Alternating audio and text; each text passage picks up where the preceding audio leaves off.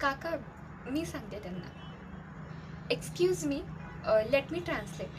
Actually, he is saying if you go straight from here, you will see a temple of Lord Hanuman, and if you go straight from there, you will see a big playground, and if you take right from there, you will reach Hotel MTDC. It's my pleasure. अहो काका, त्यात माझं कौतुक करण्यासारखं काहीच नाही आहे.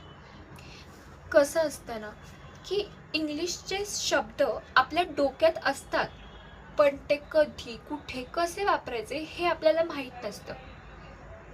आणि ते जर आपल्याला एकदा समजलं ना की मग इंग्लिश खूप सोपं आहे. आणि इंग्लिश शिकण्यासाठी मुंबईला जायची काहीच गरज नाही आहे. तुम्ही इथे गावात राहून सुद्धा इंग्लिश शिकू शकता. धन्यवाद.